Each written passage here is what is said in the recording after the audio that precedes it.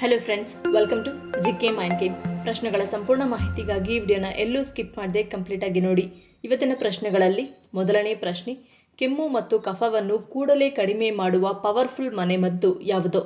Options: A ಬೆಳ್ಳುಳ್ಳಿ, B ಕಾಳುಮೆಣಸು, C ಶುಂಠಿ, ಡಿ ಜೇನುತುಪ್ಪ.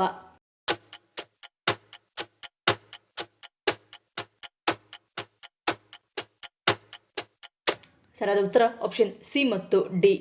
ಶುಂಠಿಯನ್ನು 1 ಚಮಚ ಆಗುವಷ್ಟು ತುರಿದು ಇದಕ್ಕೆ ಚಿಟಿಕೆಯಷ್ಟು ಉಪ್ಪು ಬೆರೆಸಿ ಬಾಯಿಯಲ್ಲಿ ಹಾಕಿಕೊಂಡು ಜಗಿದು ಅದರ ರಸವನ್ನು ನುಂಗುತ್ತಾ ಬನ್ನಿ.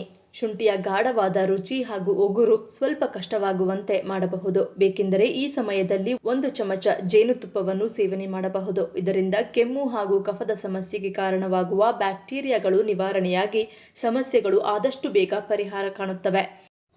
ಎರಡನೇ ಪ್ರಶ್ನೆ, ಯುವಕರಲ್ಲಿ ಅಧಿಕ ರಕ್ತದೊತ್ತಡದ ಅಪಾಯ ಹೆಚ್ಚಾಗಲು ಕಾರಣವೇನು? ಆಪ್ಷನ್ಸ್: ಎ ಆಹಾರ, ಬಿ ಅಧಿಕ ತೂಕ, ಸಿ ಧೂಮಪಾನ, ಡಿ ಮದ್ಯಪಾನ.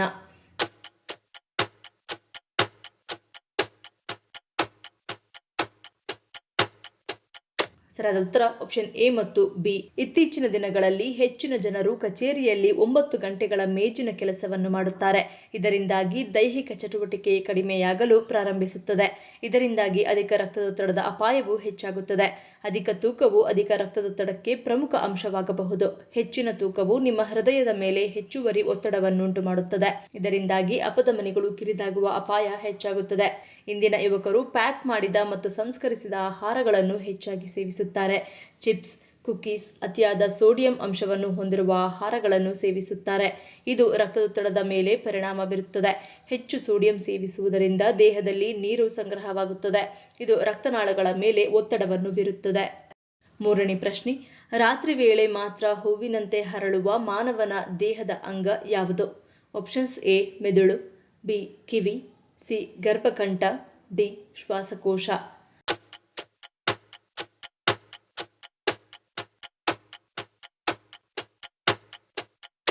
ಸರಿಯಾದ ಉತ್ತರ ಆಪ್ಷನ್ ಬಿ ಕಿವಿ. ಮಾನವ ದೇಹದಲ್ಲಿ ಪ್ರಕೃತಿಯನ್ನೇ ಹೋಲುವ ಅನೇಕ ಅಂಶಗಳಿವೆ. ಇದಕ್ಕೆ ಉದಾಹರಣೆ ಎಂಬಂತೆ ಕಿವಿಯನ್ನು ನೋಡಬಹುದು. ಕಿವಿಯ ಒಳಗೆ ಹೂವಿನ ಆಕಾರದಂತೆ ಒಂದು ಭಾಗವಿದ್ದು ಅದು ರಾತ್ರಿ ವೇಳೆಯಲ್ಲಿ ಅರಳುತ್ತದೆ ಅಥವಾ ತೆರೆದಂತಿರುತ್ತದೆ. ಇದೇ ಕಾರಣದಿಂದ ಗ್ರಾಮೀಣ ಪ್ರದೇಶದಲ್ಲಿ ರಾತ್ರಿ ವೇಳೆ ಕಿವಿಯನ್ನು ಸ್ವಚ್ಛಗೊಳಿಸಬಾರದು ಎಂದು ಹೇಳಲಾಗುತ್ತದೆ. ಕಿವಿಯ ಮೇಣವು ರಕ್ಷಣೆಯಾಗಿ ಕಾರ್ಯನಿರ್ವಹಿಸುತ್ತದೆ. ಇದು ನಿಮ್ಮ ಕಿವಿಗಳನ್ನು ವೈರಲ್, ಶಿಲೀಂಧ್ರ ಮತ್ತು ಬ್ಯಾಕ್ಟೀರಿಯಾದ ಸೋಂಕುಗಳಿಂದ ರಕ್ಷಿಸುತ್ತದೆ.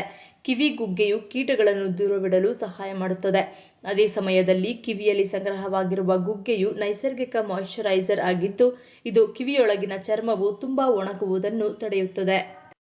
ನಾಲ್ಕನೇ ಪ್ರಶ್ನೆ, ಲಿವರ್ ನಿಧಾನವಾಗಿ ಕೆಲಸ ಮಾಡುತ್ತಿರುವ ಪ್ರಮುಖ ಲಕ್ಷಣಗಳು ಯಾವುವು?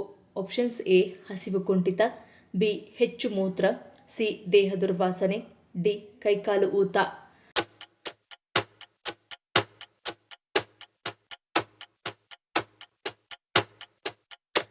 ಸರಿಯಾದ ಉತ್ತರ ಆಪ್ಷನ್ ಎ ಹಸಿವು ಕುಂಠಿತ. ಲಿವರ್ ಶಕ್ತಿ ಉತ್ಪಾದನೆಯಲ್ಲಿ ಪಾತ್ರವಹಿಸುವುದರಿಂದ ಸ್ಪಷ್ಟ ಕಾರಣವಿಲ್ಲದೆ ಆಯಾಸವಾಗುವುದು ಲಿವರ್ ನಿಧಾನವಾಗಿ ಕೆಲಸ ಮಾಡುತ್ತಿರುವ ಲಕ್ಷಣವಾಗಿದೆ. ಹಸಿವಾಗದೇ ಇರುವುದು ಅಥವಾ ವಿವರಿಸಲಾಗದ ತೂಕ ನಷ್ಟವು ಲಿವರ್ ಸಮಸ್ಯೆಗಳನ್ನು ಸೂಚಿಸುತ್ತದೆ. ಲಿವರ್ ಸಮಸ್ಯೆಗಳನ್ನು ನಿರ್ಲಕ್ಷಿಸುತ್ತಾ ಹೋದರೆ ಮೆದುಳಿನ ಕಾರ್ಯನಿರ್ವಹಣೆಯ ಮೇಲೂ ಪರಿಣಾಮ ಬೀರಬಹುದು. ಉದಾಹರಣೆಗೆ ಗಮನ ಹರಿಸಲು ತೊಂದರೆ, ನೆನಪಿನ ಶಕ್ತಿ ಕಡಿಮೆಯಾಗುವಂತಹದ್ದು. ಯಾವುದೇ ಸ್ಪಷ್ಟ ಕಾರಣವಿಲ್ಲದೆ ವಾಕರಿಕೆ ಅಥವಾ ವಾಂತಿಯಾಗುವ ಲಕ್ಷಣವು ಲಿವರ್ ದೇಹದಿಂದ ಬೇಡದ ವಸ್ತುಗಳನ್ನು ಹೊರಹಾಕಲು ಹೆಣಗಾಡುತ್ತಿದೆ ಎನ್ನುವ ಸೂಚನೆಯಾಗಿದೆ. ಚರ್ಮ ಮತ್ತು ಕಣ್ಣುಗಳಲ್ಲಿ ಹಳದಿ ಬಣ್ಣ ಕಾಣಿಸಿಕೊಳ್ಳುವುದು ಲಿವರ್ ಸಮಸ್ಯೆಯ ಒಂದು ಪ್ರಮುಖ ಸಂಕೇತವಾಗಿರುತ್ತದೆ. ಇನ್ನು ಗಾಢವಾದ ಮೂತ್ರ, ವಿಶೇಷವಾಗಿ ಕೋಲಾ ಬಣ್ಣ ಅಥವಾ ಕಂದು ಬಣ್ಣದ್ದಾಗಿದ್ದರೆ ಲಿವರ್ ಸಮಸ್ಯೆಗಳ ಸಂಕೇತವಾಗಿರುತ್ತದೆ. ಐದನೇ ಪ್ರಶ್ನೆ, ಚರ್ಮದ ಮೇಲೆ ನರಹುಲಿ ಅಥವಾ ಪಲುಪುರಿ ಏಕೆ ಉಂಟಾಗುತ್ತದೆ? ಆಪ್ಷನ್ಸ್: ಎ ಹಾರ್ಮೋನ್ ಬದಲಾವಣೆ, ಬಿ ಇನ್ಸುಲಿನ್ ಅಡಚಣೆ, ಸಿ ಸೋಂಕು, ಡಿ ಮೇಲಿನ ಎಲ್ಲವೂ.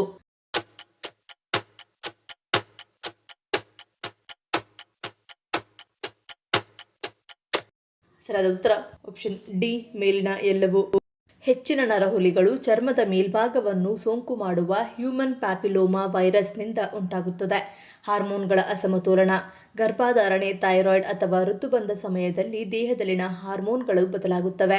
ಇದು ಚರ್ಮದ ಮೇಲೆ ನರಹುಲಿಗಳನ್ನು ಉಂಟುಮಾಡುತ್ತವೆ. ಅತಿಯಾದ ಬೊಜ್ಜಿನಿಂದಲೂ ನರಹುಲಿಗಳು ಉಂಟಾಗುತ್ತವೆ. ಕುತ್ತಿಗೆ, ಕಂಕುಳು, ಹೊಟ್ಟೆ ಮುಂತಾದ ಸ್ಥಳಗಳಲ್ಲಿ ನರಹುಲಿಗಳು ಹೆಚ್ಚಾಗಿ ರೂಪುಗೊಳ್ಳುತ್ತವೆ. ಅಲ್ಲಿ ಚರ್ಮವು ಪರಸ್ಪರ ಉಜ್ಜುತ್ತವೆ. ದೇಹದಲ್ಲಿ ಇನ್ಸುಲಿನ್ ಅಡಚಣೆಗಳು ಮತ್ತು ಅಧಿಕ ರಕ್ತದ ಸಕ್ಕರೆ ಮಟ್ಟಗಳು ಕೂಡ ನರಹುಲಿಗಳನ್ನು ಹೆಚ್ಚಿಸಬಹುದು. 6ನೇ ಪ್ರಶ್ನೆ, ವಿಶ್ವದ ಅತಿ ಎತ್ತರದ ಅಣೆಕಟ್ಟುಗಳಲ್ಲಿ ಒಂದಾಗಿರುವ ಭಾರತದ ಅಣೆಕಟ್ಟು ಯಾವುದು? ಆಪ್ಷನ್ಸ್ ಎ ತೆಹ್ರಿ ಅಣೆಕಟ್ಟು, ಬಿ ಬಾಕ್ರಾನಂಗಲ್ ಅಣೆಕಟ್ಟು, ಸಿ ನಾಗಾರ್ಜುನ ಸಾಗರ ಅಣೆಕಟ್ಟು, ಡಿ ತುಂಗಭದ್ರಾ ಅಣೆಕಟ್ಟು.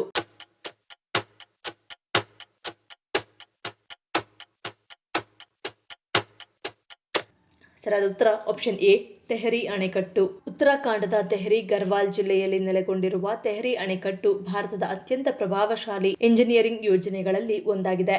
260.5 ಮೀಟರ್ ಅಂದರೆ 855 ಅಡಿ ಎತ್ತರದಲ್ಲಿರುವ ಇದು ವಿಶ್ವದ ಅತಿ ಎತ್ತರದ ಅಣೆಕಟ್ಟುಗಳಲ್ಲಿ ಒಂದಾಗಿದೆ. ಗಂಗಾ ನದಿಯ ಉಪನದಿಯಾದ ಭಾಗೀರಥಿ ನದಿಗೆ ಅಡ್ಡಲಾಗಿ ಈ ಅಣೆಕಟ್ಟನ್ನು ನಿರ್ಮಿಸಲಾಯಿತು ಮತ್ತು ಇದರ ನಿರ್ಮಾಣವು 1970ರ ದಶಕದಲ್ಲಿ ಪ್ರಾರಂಭವಾಯಿತು. ಅಂತಿಮವಾಗಿ 2006ರಲ್ಲಿ ಪೂರ್ಣಗೊಂಡಿತು. 7ನೇ ಪ್ರಶ್ನೆ, ಯಾವ ಡ್ರೈ ಫ್ರೂಟ್ಸ್ಗಳನ್ನು ಅತಿಯಾಗಿ ತಿಂದರೆ ಕಿಡ್ನಿ, ಹೃದಯಕ್ಕೆ ಸಮಸ್ಯೆಯಾಗುತ್ತದೆ? ಆಪ್ಷನ್ಸ್ ಎ ಗೋಡಂಬಿ, ಬಿ ಬಾದಾಮಿ, ಸಿ ಒಣದ್ರಾಕ್ಷಿ, ಡಿ ಪಿಸ್ತಾ.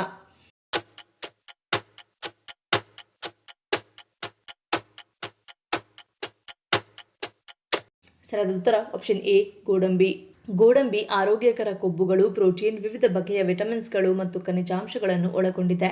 ಆದರೆ ಇವುಗಳ ಅತಿಯಾದ ಸೇವನೆಯು ದೇಹದ ತೂಕ ಹೆಚ್ಚಾಗಲು ಕಾರಣವಾಗಬಹುದು. ಇದು ಹೃದಯದ ಆರೋಗ್ಯಕ್ಕೆ ಒಳ್ಳೆಯದಲ್ಲ.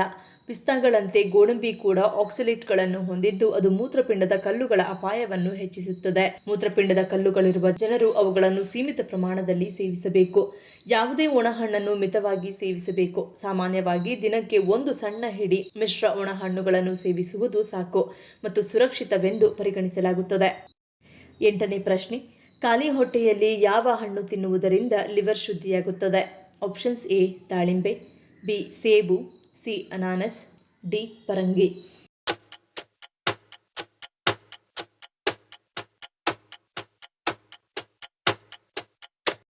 ಸರಿಯಾದ ಉತ್ತರ ಆಪ್ಷನ್ ಡಿ ಪರಂಗಿ. ಖಾಲಿ ಹೊಟ್ಟೆಯಲ್ಲಿ ಫೈಬರ್ ಭರಿತ ಪಪ್ಪಾಯಿಯನ್ನು ತಿನ್ನುವುದರಿಂದ ಲಿವರ್ ಅಂದರೆ ಯಕೃತ್ತಿನಲ್ಲಿ ಸಂಗ್ರಹವಾದ ಕೊಳೆಯನ್ನು ತೆರವುಗೊಳಿಸುತ್ತದೆ. ಇದು ದೇಹವನ್ನು ನಿರ್ವಿಷಗೊಳಿಸುತ್ತದೆ. ಅಲ್ಲದೆ ಇದು ಜೀರ್ಣಕ್ರಿಯೆಯನ್ನು ಆರೋಗ್ಯಕರವಾಗಿಡಲು ತುಂಬಾ ಪ್ರಯೋಜನಕಾರಿ. ಇದು ಹಲವಾರು ರೋಗಗಳನ್ನು ವಾಸಿ ಮಾಡುವ ಗುಣಗಳಿಂದ ತುಂಬಿರುವ ಹಣ್ಣು. ಪಪೈನ್ ಮತ್ತು ಸಾಕಷ್ಟು ಫೈಬರ್ನಂತಹ ಜೀರ್ಣಕಾರಿ ಕಿಣ್ವಗಳು ಹೊಂದಿರುವ ಇದು ನಮ್ಮ ಹೊಟ್ಟೆ ಮತ್ತು ಯಕೃತ್ತಿಗೆ ಸೂಪರ್ ಫುಡ್ ಆಗಿ ಕೆಲಸ ಮಾಡುತ್ತದೆ. ಪಪ್ಪಾಯಿಯಲ್ಲಿರುವ ಉತ್ಕರ್ಷಣ ನಿರೋಧಕಗಳು ಮತ್ತು ಜೀರ್ಣಕಾರಿ ಕಿಣ್ವಗಳು ಯಕೃತ್ತಿನಿಂದ ವಿಷವನ್ನು ಹೊರಹಾಕಲು ಸಹಾಯ ಮಾಡುತ್ತದೆ. ಇದು ಯಕೃತ್ತಿನ ಕಾರ್ಯನಿರ್ವಹಣೆಯನ್ನು ಸುಧಾರಿಸುತ್ತದೆ ಮತ್ತು ಅದನ್ನು ಆರೋಗ್ಯಕರವಾಗಿರಿಸುತ್ತದೆ. 9ನೇ ಪ್ರಶ್ನೆ, ವಿಶ್ವದಲ್ಲೇ ಅತಿ ಹೆಚ್ಚು ಹುಣಸೆ ಹಣ್ಣು ಉತ್ಪಾದಿಸುವ ದೇಶ ಯಾವುದು? Options A Bharat, B Sri Lanka, C China, D Tibet.